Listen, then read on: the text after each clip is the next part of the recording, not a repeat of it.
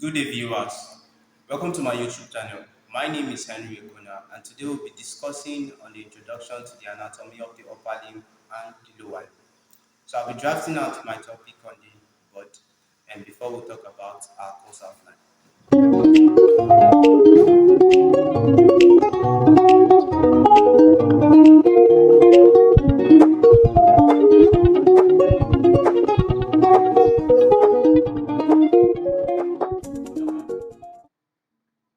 To the anatomy of the upper and lower limb.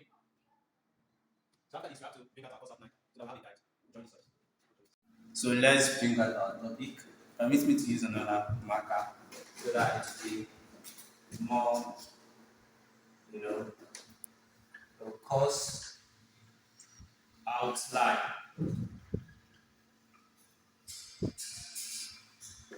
So the first thing we'll be considering during our discussion is the comparison of both limbs, and the second thing will be the homologous parts of both limbs.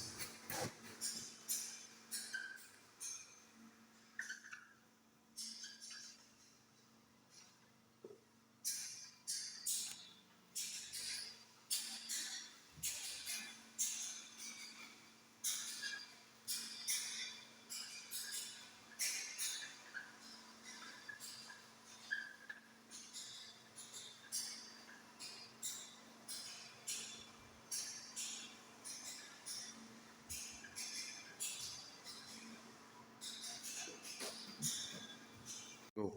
So comparison of both limbs in full.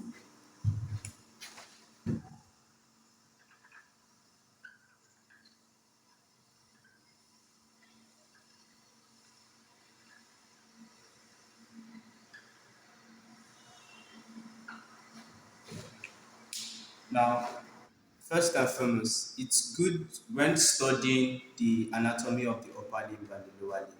It's important you know what characteristics makes these two similar. Most students, when studying each of these case study individually, they find it hard in comparing both limbs. This video will help us to compare these two structures and aid you when studying them individually. So the first comparison between both limbs that we'll be considering is that both the upper limb and the lower limb helps in bearing the weight of the body. Secondly, both limbs help in the locomotion of the body, motility of the body, and mobility of the body. Thirdly, both limbs are connected to the axial skeleton. That is, the upper limb is connected to the superior axial skeleton, while the lower limb is connected to the inferior axial skeleton. What is the axial skeleton? The axial skeleton contains bones that are found in the trunk, the chest region, etc. While the appendicular skeleton consists of these two limbs, that is the bones that forms the upper limb and the lower limb.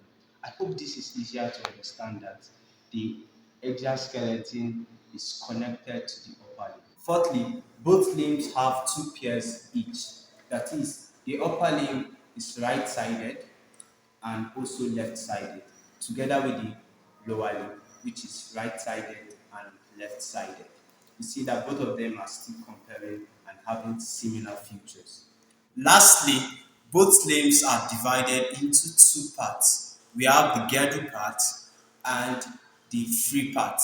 Now, the free part is still divided into three segments: the proximal segment, the middle segment, and lastly, the distal segment. So, the second course outline is the homologous parts of both limbs.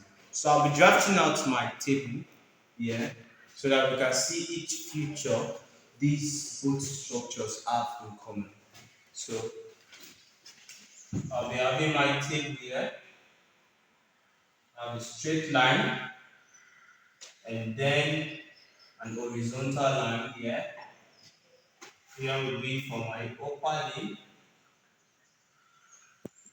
and this other side, the left hand side, will be for the lower limb.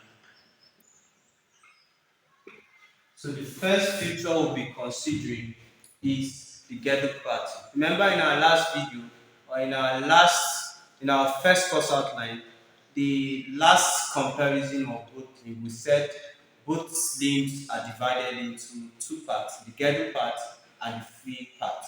So the first stuff we'll be considering is the girdle part.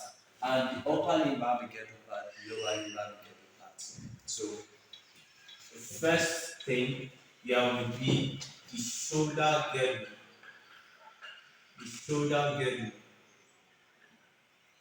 of the upper limb. And now I'll illustrate it on this side where it's already drawn, and we'll see how it can help us. Then the first stuff under the lower limb is the pelvic girdle. Let's consider the shoulder girdle first before we move to the pelvic girdle and correlate them together.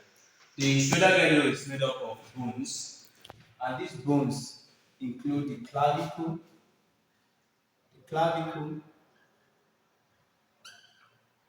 and the scapula. Here, I'll be illustrating where the clavicle is and where the scapula is. This is our clavicle, and here is our scapula. Both structure both structure forms the shoulder girdle of the upper limb.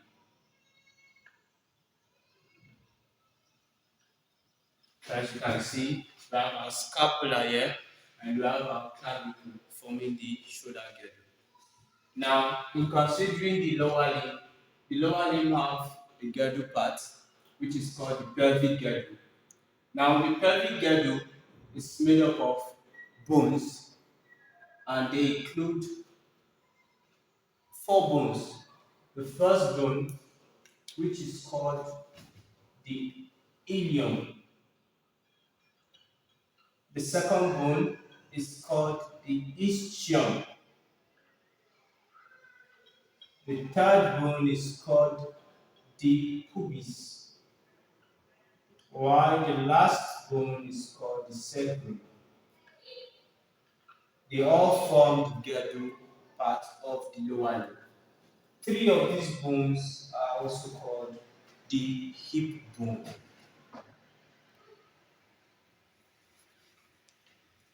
The hip bone. Now, in our diagram, we'll be seeing where these structures are so that it's good when illustrating with diagrams. It's a way of learning, visual learning.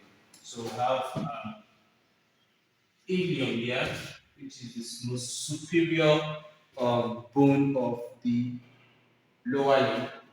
Then posteriorly, we have our ischium. Then inferiorly, we have our pubis. Pubis. Then in the midline of the body of the bone, we have our sacrum.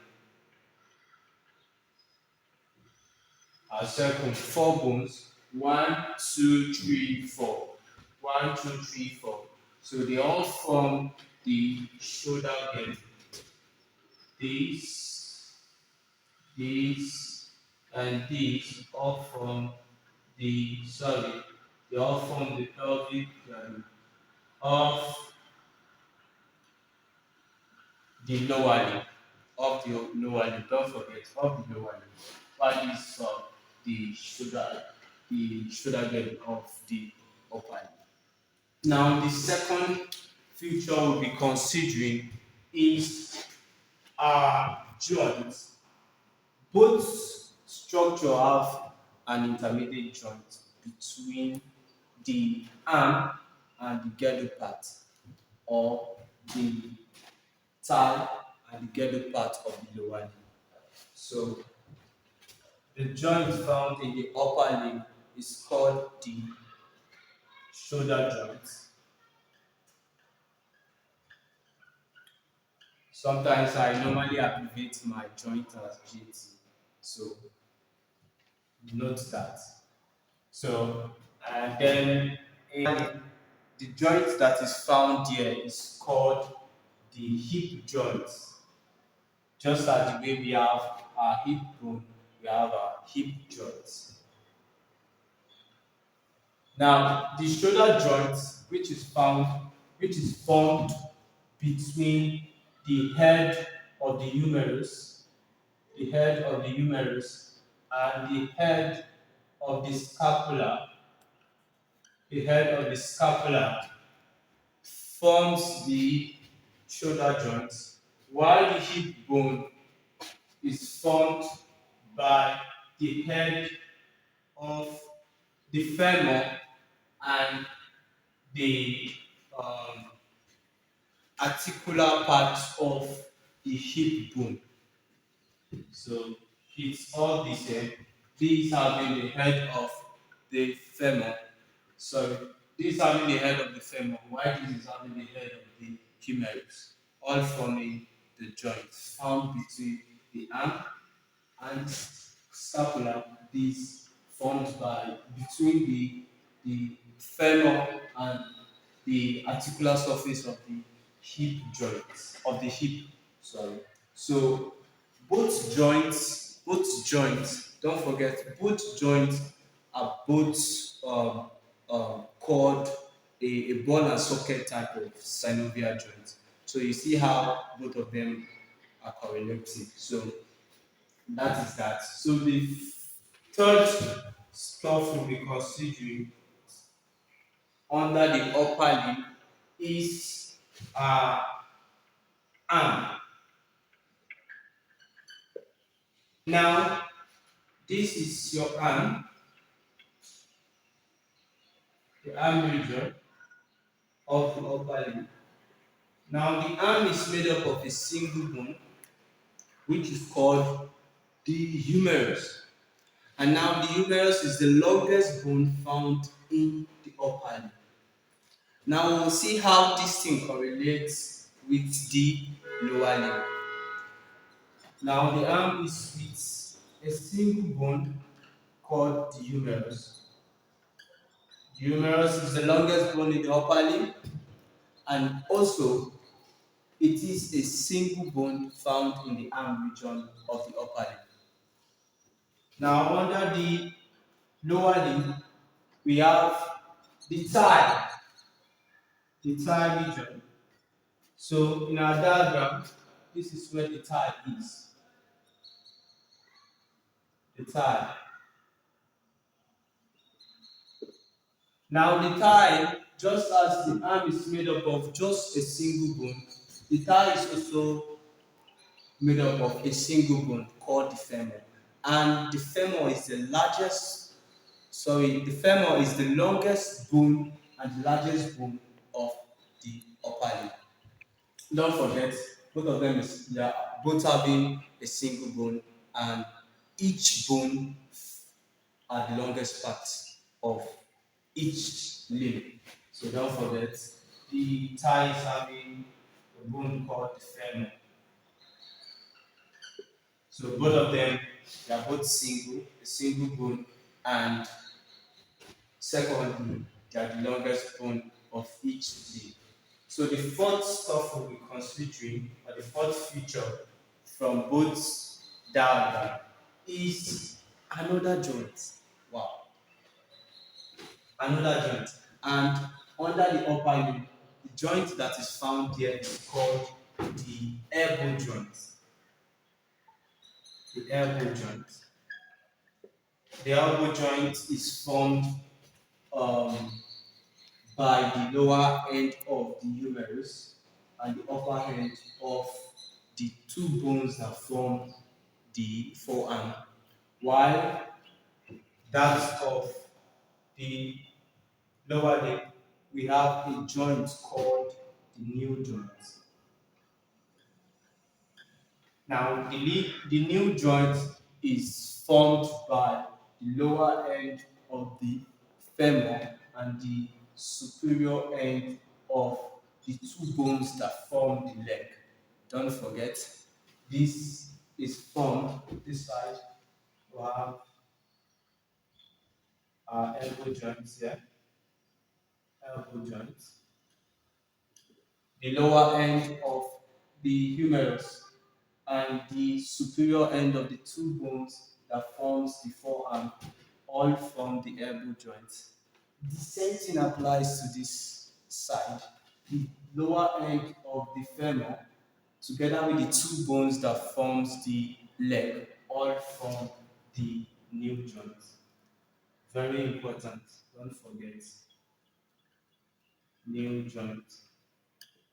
Now, another similarities between these two joints is that both joints all fall under a synovial joint called the hinge joint. The hinge joint. So you see how they correlate with each other. Anatomy is very good and easy to understand. So the fifth feature we'll be considering is another joint. Wow. And both are having that same joint. Now, under the upper limb have a joint called the proximal or superior radioulnar joint. Proximal or superior radioulnar joint, which is found at this junction, the point where both the head the of the radius meets with this point or this bony structure of the radius. So this is where the proximal or superior radioulnar joint is. Now, under our lower limb, we have also a superior or a proximal joint there, and it is called the proximal or superior tibiofibular JT. JT means joint, don't forget, JT means joint. And this is where it is. The point where these two structure, as the two bones of the leg meet together, is called the proximal tibiofibular joint. So I'll just indicate where it is.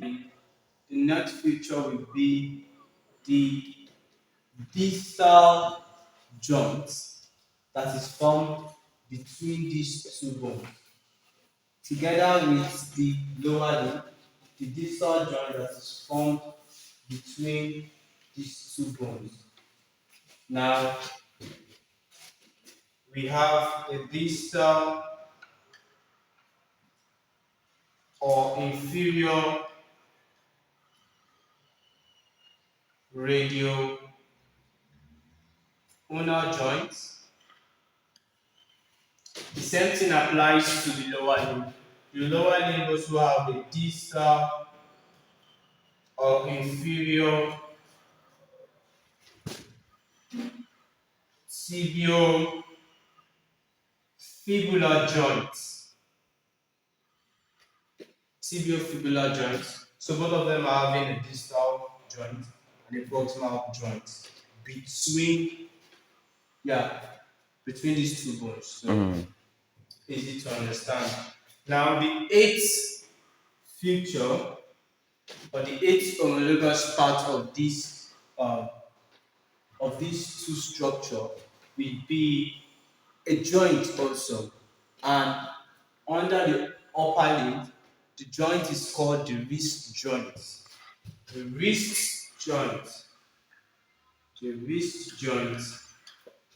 While that of the lower limb, we have what they call the ankle joint. the ankle joint, the ankle joint, the ankle joint. Then going more distally, we have what they call um, under the upper limb will be the hand, while that of the lower limb, while that of the lower limb will be the foot. Now the hand of the upper limb is made up of three structures. Three structures. The first is the carpal bones. The second is the metacarpal bones, while the fourth is our five digits, of which I will take note of in this diagram. So, since here is my uh, so we've considered the sixth feature of this diagram. So the next feature we'll be considering under the homologous part of this two lane is the joint that is found between the inferior part of the bones, the two bones. Well, that is the inferior part of the ulna and the radius, the inferior part of the fibula and the tibia, and they are both distal. So our seventh feature will be now under the upper limb we have the distal radial ulnar joint. Don't forget distal radial ulnar joint. And in our diagram, the distal radial ulnar joint is found here.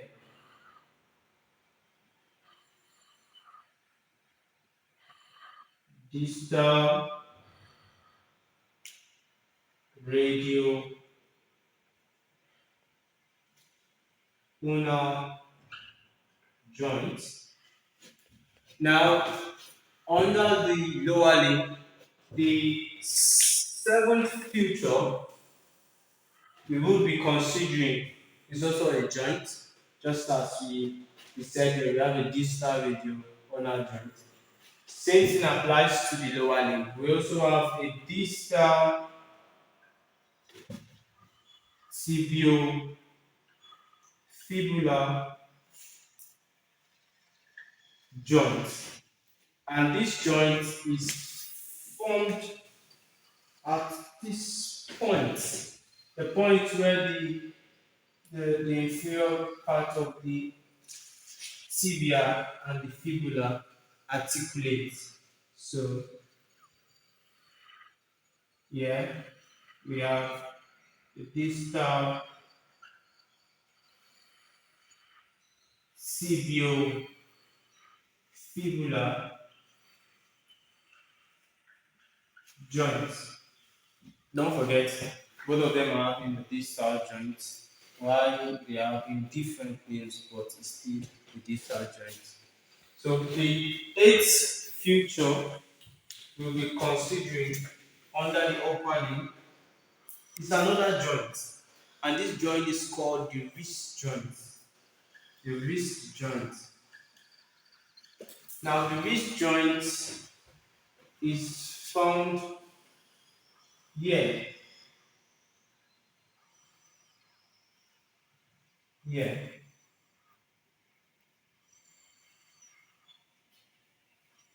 The wrist joint is found here. So this is our wrist joint, a different joint from the distal radioulnar joint. The distal radioulnar joint is just formed between the inferior end of these two bones, Why the wrist joint is formed between the carpal bone and the bone of the forearm. Why that of the lower limb, the eighth future there, will be having a joint also, and it is called the ankle joint.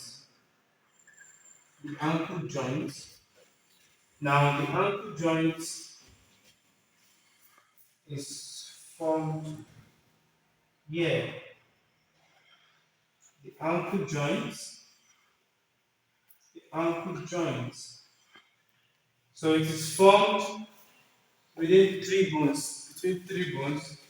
The talus, which is found in the foot, it is a foot bone. The tibia and the inferior end of the fibula. So both of them are having a joint that is formed between the two bones of the middle part of the free part of each limb, while this is also having the same feature, so making them to correlate with each other. So the last feature we'll be considering is under the upper limb is the hand. And the hand is divided into three subgroups. And these subgroups include the carpal bones, yes, we have to add S because it's not just a single bone, but bones. Then the second subgroup is the metacarpal bones. The five metacarpal bones. The five metacarpal bones. The third subgroup is the five digits. Five digits. Five digits. I have to use um, I have to use another marker so that we will not get confused. So under the upper limb, we have the hand, we have the first subgroup which is the carpal bone. So I'll be indicating it here. Let's have forehand towards this section, and this side will be our hand segment. So these are hand. Now the hand is made up of three subgroups. So the first group is the carpal bone. The carpal bone. Let's make use of our blue marker. So the carpal bone includes this. So this is our carpal bones. Now the second subgroup is our first metacarpal bone.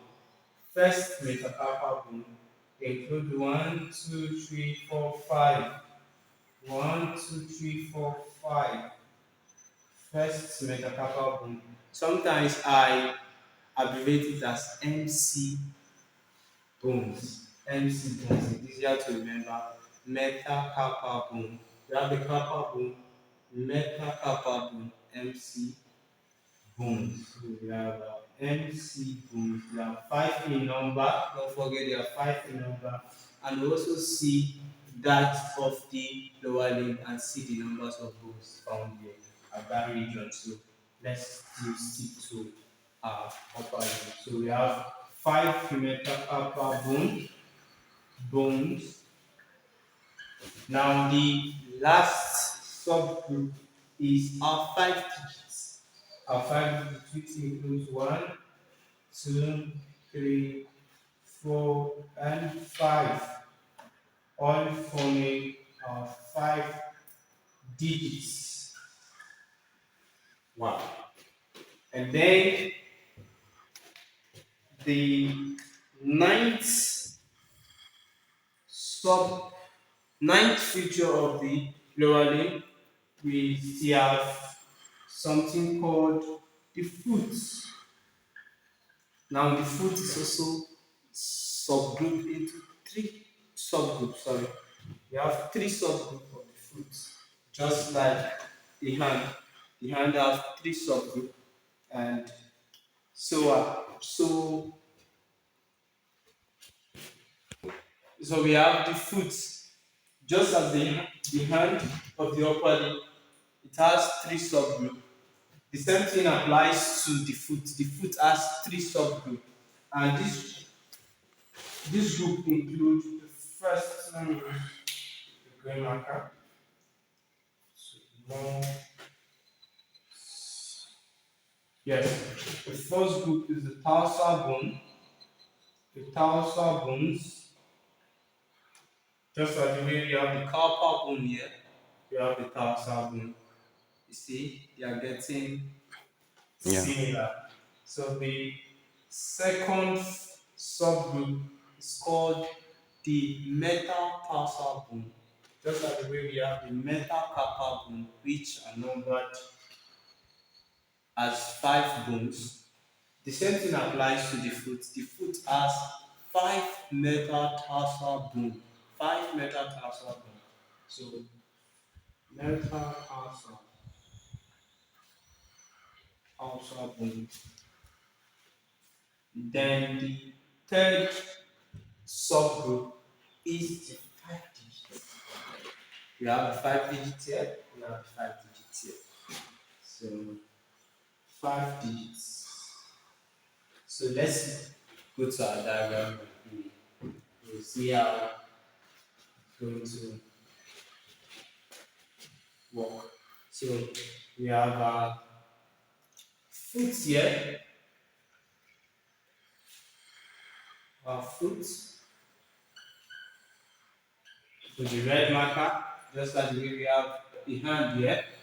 Then the next stuff we considered was the three subgroup. So we have our tarsal bone as the first group. Yes. So yes, let me use the green marker. We have the okay. Let me not use the blue marker. Let me make use of the blue marker so that both of them will be uniform. So we have